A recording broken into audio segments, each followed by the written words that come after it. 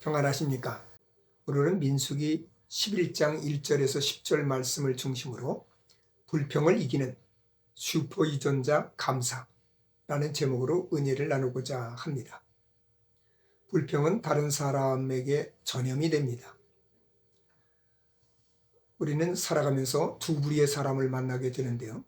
긍정적인 사람들은 매사에 감사로 시작을 하지만 부정적인 사람들은 불평을 입에 달고 삽니다. 저들의 불평은 자기만 불평하는 것으로 끝나지 않고 또 다른 사람들에게 그 불평을 전염시키는 그런 특성을 가지고 있죠. 혹시 다른 사람들의 잘못을 발견했을 때, 잘못이 눈에 띄었을 때 여러분들은 어떻게 합니까? 혹시 음식점에서 음식을 먹다가 음식에 이물질이 나온 경험이 있나요? 저도 그런 경험이 있습니다. 그때 이 부정적인 사람들은 불평하는 것으로 끝나지 않고 종업원을 불러서 난리를 칩니다. 성이 안 차면 주인을 불러서 난리를 치죠. 그렇게 해야 자기 존재감이 더 드러나는 것처럼 말이죠. 그러나 긍정적인 사람들은 어떻게 합니까? 그래도 그냥 이물질이 나오면 그냥 집어내고 그냥 먹죠. 좀 너무하다 싶으면 조용히 불러서 문제를 지적해서 시정할 수 있도록 하는 거죠. 왜냐하면 그럴 수도 있으니까. 오늘 본문의 이스라엘 백성들은 쉬지 않고 불평하는 모습을 발견하게 되는데요. 1절에 저들이 어떤 일로 악한 말로 원망했는지 잘 알 수 없지만 하나님께서 진노하시고 불을 보내실 정도로 그들의 불평은 한 단계 더 높여서 원망으로 가득했습니다. 불평이 하나님의 진노의 불을 불러오게 되었죠. 모세가 중보기도 하지 않았더라면 아마 굉장히 큰 해를 입게 되었을 것입니다. 그런데 여기서 끝나지 않았습니다. 하나님의 진노로 진끝이 불을 타서 그 화를 입었는데도 불구하고 끝나지 않고 다른 인종들이 탐욕을 드러내기 시작하는데 이스라엘 백성들은 여기에 동조해서 다시 애통하면서 고기를 달라고 난리를 칩니다. 비록 종으로 살았지만 그곳에서는 고기도 먹고 각종 채소와 양념도 먹을 수 있었는데 여기 와서는 이 광야에서는 매일 만나만 먹으니 지겨워 죽겠다는 거죠. 고기를 내놓으라고 소리 지릅니다. 주어진 환경에 만족하지 못하고는 섞여 사는 이방인들이 그들의 탐욕으로 불평을 시작했고 그 불평이 이스라엘 백성들에게 전염이 되고 말았습니다. 불평은 하나님의 은혜를 잊을 때 나타나게 됩니다. 이들이 애굽에서 탈출했을 때 어떻게 탈출했습니까? 이스라엘 백성들은 10가지 재앙이 애굽에 내리는 동안에 그들에게는 아무런 재앙도 임하지 않았습니다. 그들이 애굽에서 탈출해 나온 이후에 홍해 앞에 놓여 있었고 뒤에는 애굽 군대가 쫓아왔고 얼마나 다급했습니까? 얼마나 두려웠습니까? 그런데 하나님께서 구름 기둥으로 그들을 접근하지 못하게 막으시고 홍해를 가르시고 그리고 그들을 마른 땅으로 건너듯이 홍해를 건너게 하시고 뒤쫓아오는 그 군대가 홍해로 들어오게 하셔서 그 홍해 안에서 다 그냥 수장을 시켜버리지 않습니까? 이 놀라운 은혜를 경험했을 때 이스라엘 백성들이 얼마나 큰 소리를 지르면서 환호했겠습니까? 하나님을 찬송하며 큰 소리로 찬송하면서 죽도록 충성하겠다. 그 은혜를 절대로 잊지 않겠다고 아마 그렇게 맹세했을 것입니다. 마라에서 쓴물을 만났을 때 그들의 절망감. 그런데 그것을 단물로 변화시켰을 때 그 하나님의 은혜를 생각하면서 하나님이 없이는 살 수 없다는 것. 하나님의 은혜가 얼마나 큰 것인가를 다시 한번 마음에 새기는 시간이 되었을 것입니다. 그런데 그들에게 뭔가 어려움이 계속되니까 하나님의 놀라운 은혜를 잊고 불평을 시작하게 됩니다. 은혜를 잊는 순간 마귀가 그 속에 틈타게 되는 거죠. 바울 사도는 우리가 구원받은 것이 하나님의 은혜임을 여러 차례 고백했는데요. 에베소 2장 1절에서는 죄와 허물로 죽었던 너희를 하나님께서 은혜로 살리셨다 라고 이야기했습니다. 바울 자신을 보면 바울은 수없이 매를 맞기도 하고 돌에 맞아 죽을 뻔하기도 하고 감옥에 갇히기도 하고 못 먹기도 하고 그를 죽이고자 하는 사람들이 끊임없이 그를 뒤쫓았기 때문에 참 늘 긴장된 그런 삶을 살았습니다. 잠을 제대로 잘 수가 없었습니다. 그런 불안한 삶이 연속이었습니다.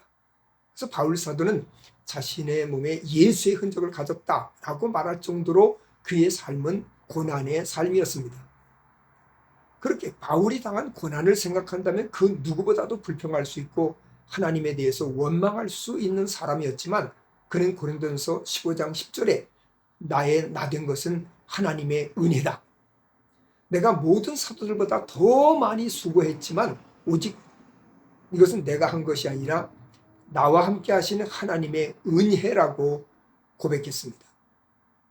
그렇게 바울은 항상 기뻐하라, 쉬지 말고 감사하라, 쉬지 말고 기도하라, 범사에 감사하라고 성도들에게 권면합니다.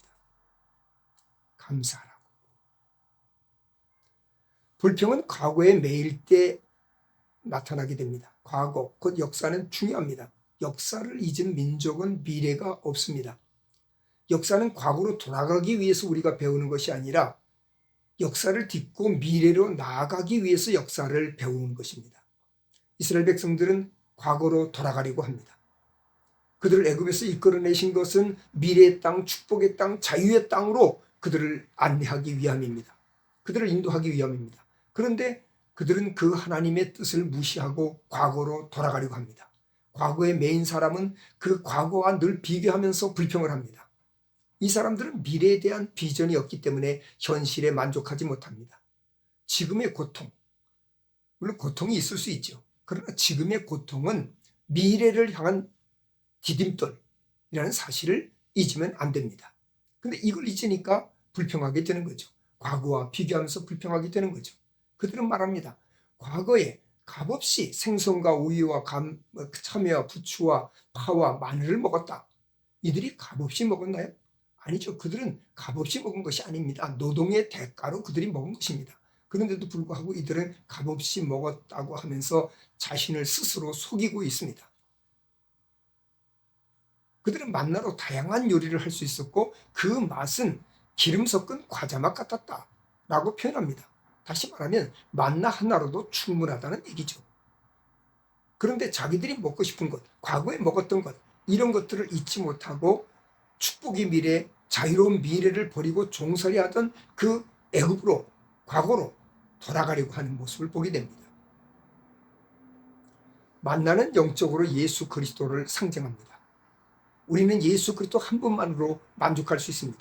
그분 한 분 있으면 다른 그 어떤 것이 없어도 우리는 만족하며 살아갈 수 있습니다.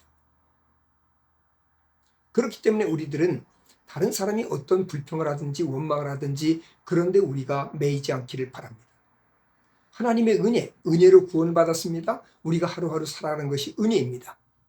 놀라운 기적을 우리 삶 가운데서 여러 차례 보여주셨습니다. 이 은혜를 잊지 않기를 바랍니다.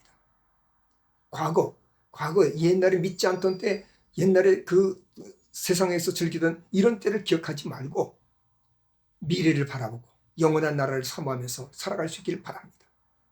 많은 사람들이 불평하고 원망할지라도 이 코로나 시대에 어렵고 힘들지만 그러나 이런 다른 사람들이 불평하는 것에 동조하지 않기를 바랍니다. 전염되지 않길 바랍니다.